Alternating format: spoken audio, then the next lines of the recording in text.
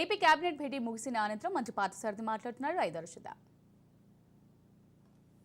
Port పరిసర ప్రాంతాలను షార్టెక్ చేసేసి చక్కగా నైస్గా చేసి వాటిని ఎగుమతి చేసే సౌత్ ఆఫ్రికాకు ఎక్కడెక్కడ చేస్తారో అని తెలియదు.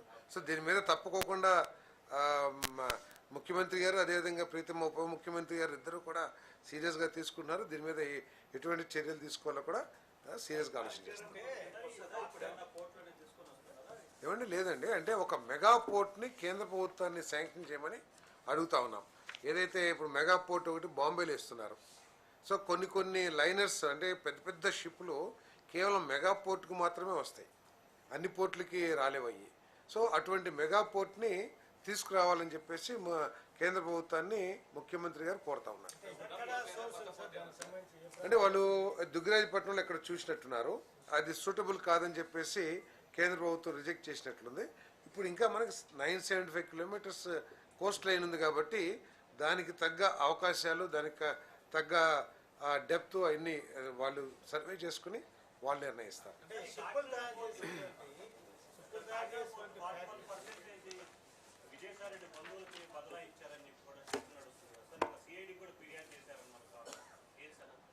అంటే అదైతే క్యాబినెట్లో చర్చకు వచ్చినట్టు లేదు, కానీ బయట చెప్పుకునేది ఏంటంటే బలవంతంగా బెదిరించి కొన్ని వేల కోట్ల రూపాయలు విలువ చేసే పార్ట్నర్షిప్ని కేవలం 300-400 కోట్లకి తీసుకుంటమే కాకుండా ఆ 300-400 కోట్లకి మా పోర్ట్లో వచ్చే లాభాలు డివిడెండ్స్ని తీసుకున్నారట. తర్వాత ఇంకేదో కూడా వస్తే దాన్ని కూడా తీసుకున్నారని బయట చెప్పుకుంటున్నాను మీలాంటి మిత్రులు.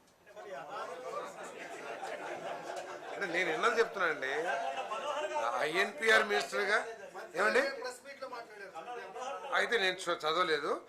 అయితే మీరు మీ దగ్గర మాట్లాడుతారు కదా, మీరు మీలాంటి నాకు కలిస్తే మాట్లాడితే తెలిసింది నాకు. ఎస్,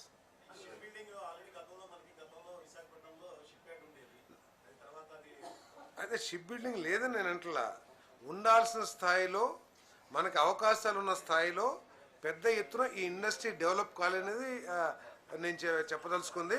దాన్ని డెవలప్ చేయాలి రాష్ట్రంలో. ఇప్పుడు గుజరాత్ మెరిటైమ్లో నెంబర్ 1గా ఉంది, ఆ స్థాయికి మన రాష్ట్రాన్ని కూడా తీసుకెళ్ళాలనేది ఈ ప్రభుత్వం యొక్క లక్ష్యం. ఏమండి,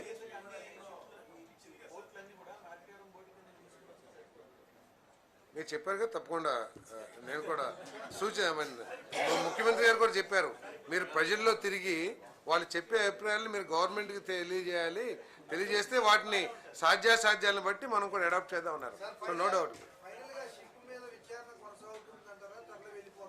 నేనైతే కొనసాగిద్దాం అనుకుంటున్నాను. నేను వ్యక్తిగత సార్